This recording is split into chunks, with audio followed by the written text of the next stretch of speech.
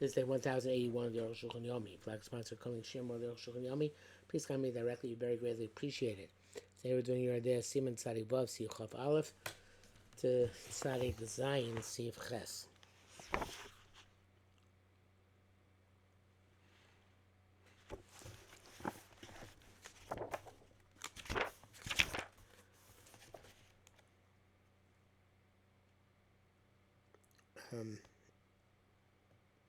Chafav. Chazar Kishuin B'Sakin Shecholav. If you cut squash with a milking knife, mutzah lachom with basar, you can eat them with meat, bigrer ba'ama, as long as you scratch off the surface. Ubachas miklipa, which is less than a peel. The klipa tzarka kopanim krum dak. Peeling requires some sort of thin membrane, which would be taken off in one shot. I have a greater pachas mizeh, but a scratching off is less than this. The truth is being done enough just to rinse it. But because they're moist, rinse is not effective. So a greater you have to scratch off. So to the opposite. With a manipulation knife, by the grater and with milk by scratching. Squash includes all vegetables, as long as they're not pickled. Grekas like cucumbers, abarekas, and beets, croit, and cabbage. Kirbis, whatever kirbis is, etc. If you cut with its leek, a lepes is evidently it's a root vegetable. Ribin, marin, bruskia, I guess it's like carrots, parsnip, etc. You don't need to do even scratching. It's enough to rinse. Root vegetables don't have much moisture. Even you cut a radish after the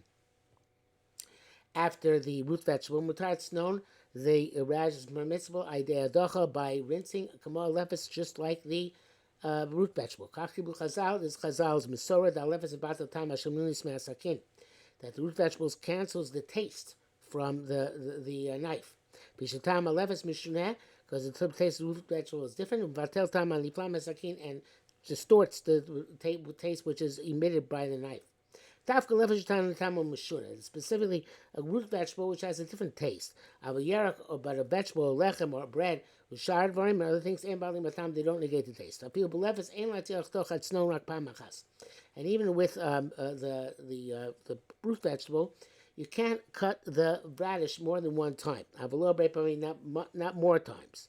Unless you cut the root vegetable each time between cutting the radish. It's interesting that it's only a temporary negation of the taste. One root vegetable cut per one radish cut. The Keratin hazeh b'sakin shel iser, and this is also true about a treif knife. But do is deliberately achtopa levis to cut root vegetable stone in order to cut afterwards a radish and be mounted that way. Also, that's forbidden. You cut fish with a knife of a non-Jew. Even though there's moisture in the fish, the greater klipa since you can't scratch or peel by fish. Therefore, one of the poskim, the Chavas Yor says you just rinse it with and rub it very well. I feel b'sakim in yomi and even if it's a knife which is used that day for treif. B'da. On the other hand, the Pri Megadim says that if it's a treif knife, it doesn't work to cut a root vegetable in order to cut radish afterwards. I don't know why there should be a difference. Since the reasons that the root vegetable negates the fatty deposit on the knife, to make a fatty deposit from meat or fatty deposit from prohibited substance. Certainly it's preferable not to cut with a prohibited knife, but in terms of halacha, it's not relevant, and therefore if you cut the parsnip and then cut the radish, even with the treif knife, that's okay. The brand grins on the brackets. Your customer back to lash and obviously worms don't taste good. So if you cut a worm with a knife, it doesn't answer the knife to use it afterwards with heter. Tzadik zayin shlosh isa b'cholav, not to knead a dough with milk. Halaf also chazal lush isa b'cholav. Chazal forbade making milchig dough below hecker with unless there's some identifying identifier. Kadesh level achlem basas shouldn't come to eat it with meat. The mitok shapasu ikar achila.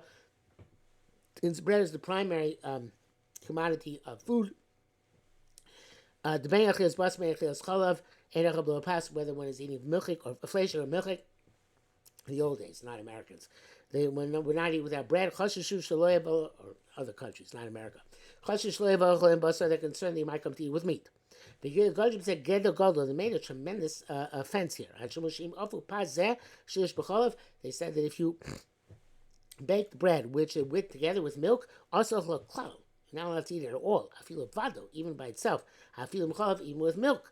Because you might get it with meat. The Mitoshin said Motzi Mod, because since it's very prevalent. Im logo Jew Zeb Gedo Godo. Had they not made a big fence here, the Gezerah would not the intent of the Gezerah would not have been fulfilled. Therefore, you can't ask them, why are we passing in the previous simon? But it's not in terms of radish, which was cut with a fleshing knife. They now eat it with milk. And so do herbs which have been crushed in a mortar and pestle of which is fleshing. So we now eat them with milk. But you have to eat these things with meat. Right? You're not concerned you might come to you with milk. The pashani, bread's different. Bread is the staff of life. But other things we don't have such a gzera. Those who say at time the meducha, the reason why we are mako by the mortar and pestle or the whatever you're using to crush, because it's designated for meat and people are not going to make a mistake.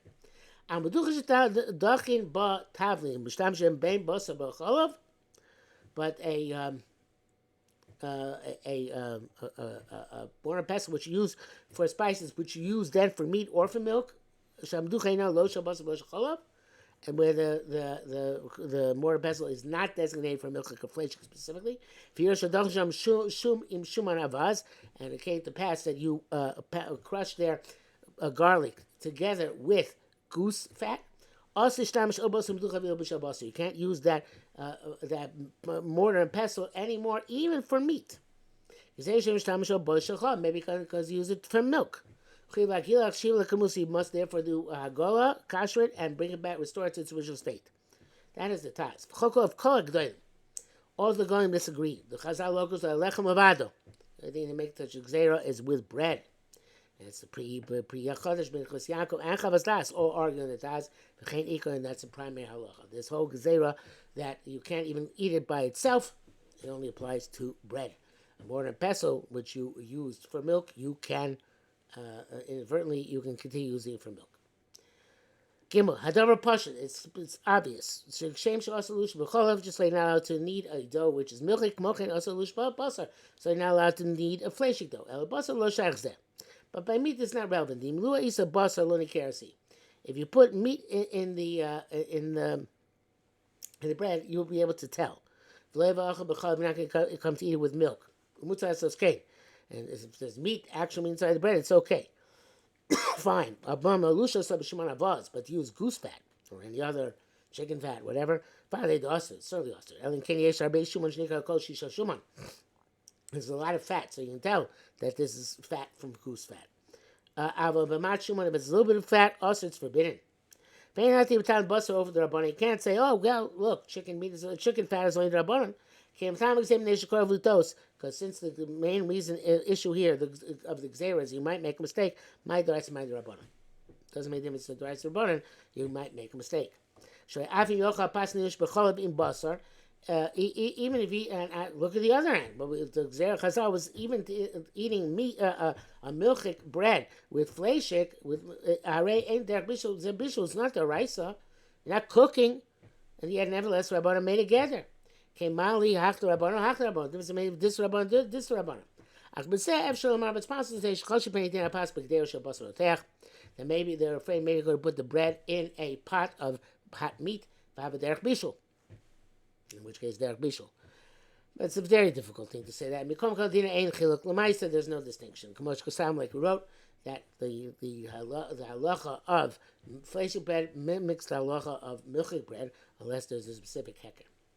The bracket says here, "V'dav v'kol iser zehu davka she'ein shishim ba'pas neged shuban." It was only when there isn't 60 in the bread to negate the fat.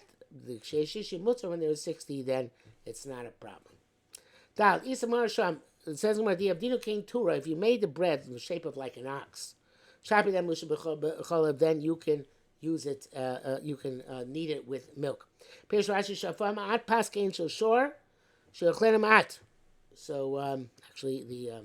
what I said is the Rambam, not the Rashi. Rashi says that King Tura means that you baked a little bit of bread like that of an ox. Not sure exactly if that fits in. But the point is, going to eat immediately. It's a small batch. Mutter. If it's a small amount of time, small amount of bread, we're not considering you're going to come to stumble and eat it with meat. How much is a small amount? No more than 1 day's food worth. If a lot of people in the house, you can make a milk of bread. Whatever you need 1 day. Shumei's face was 24 hours. Bracket says here, the bread which is made for Shabbos, which I guess is 24 hours, Meis Leis. Hey, Rambam writes, if you change the shape of the bread, so there's a heck you won't eat with the meat, that's okay.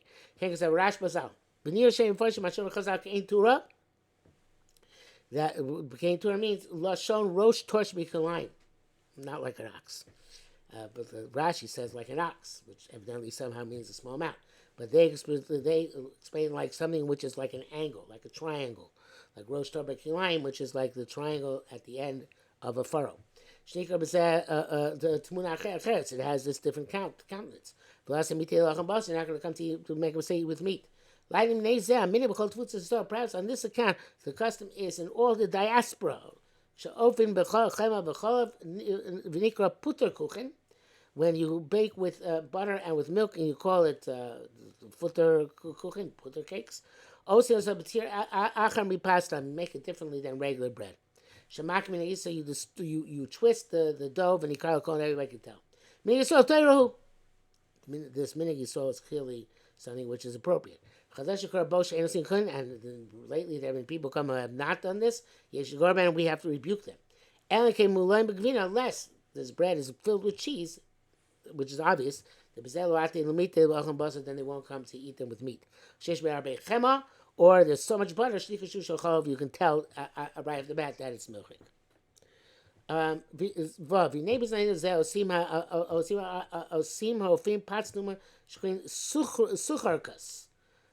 make a rusk, a very dry bread.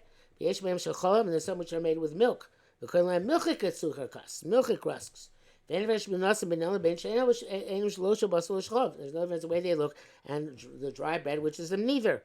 This bread should be usher to eat if it's milchik. I asked the bakers who are B'nai Torah, normally they said, if they're milchik, they're very obvious. They're shumana because they're so fatty, that they don't look at all like other ones. It's possible to say, nobody buys it 1 day. It was more than a short amount of time. We're not concerned. What's that? Like we said, according to Rashi. And he says, brackets, you can be such as Rabbanan, so you can make it according to either shita. If it's a small amount like Rashi, or if it has a special shape like the Rambam. Zayin, he was asked on certain pastries, which they baked with fleshik or fat, the fat from the tail of an animal, and they are sold that way in the store. So he said, for the people in the city, there's no problem. Since that's a custom, these sparse and it's become public, I'm not going to come to eat the milk. So when they began to do this, it was also. For any sparsim, now it's become well publicized, and there's no problem. It's no different than a shini, which is permitted. But the problem is, people who come to visit from elsewhere, they're going to buy meat with milk. Obviously, we should be concerned also with guests. And remove any stumbling block from before them. If they don't put the fat of the tail only a little bit, so there's 60 from the flour to negate the fat. There's no concern. The gluskos another type of pastry. Even though they have fat, which does give a taste, mutzar, it's okay. Because they're full of all sorts of sweets. I think sweets here means herbs. Of ein derech lo we don't eat them with milk, ayin sham, which is a chiddush for leniency. Ches says from what he says you can learn the davar she's spasim shushachov shabasar and chashash. So it is well known that it's milchik or fleshik. There's no issue. There's also the milchik foods that our bakers make. Came to spice home since the whole world knows that that this is the milchik. We can buy them, and eat them. I feel below shino. They're baked even without a change. Came also by those rusks. You spice of cool vein notions that's for milk. There's no prohibition in the matter. And something which is not normally eaten with milk, you can make it from with animal fat. And vice versa. But still not clear. It's still not completely comfortable with this. This requires more analysis. The brackets says around longish brackets. People put milk into wine. The rock with Pascals, according to that, which you say it's only exerted by bread, it's no problem. If unintentionally you put milk into your dough, vice versa, if it's permissible, says there's no question about it. It's also Chazal didn't make a distinction between shaying or mazid. It's also no matter what. And that actually is the conclusion of Prima Gadi. Because if this also loaf got mixed with other loaves, near the Yavish. You can matir all of them because it's a mixture of dry and dry. You can't call it that each loaf is a chatiro, but gabed a piece which is suitable for guests. That's true when the isser is machmas atzmo, it is etzem isser. But here the isser machmas atzmo, here the isser is not on its own because of it itself, rather because something which is introduced into it. So therefore it is bata. The nafla pas also the irakos. If this forbidden bread fell into vegetables, amish kasam chadas, so if come base load some tek ayin sham, as some him pay zayin see if you that doesn't tell us exactly what the story is. But that's it for today.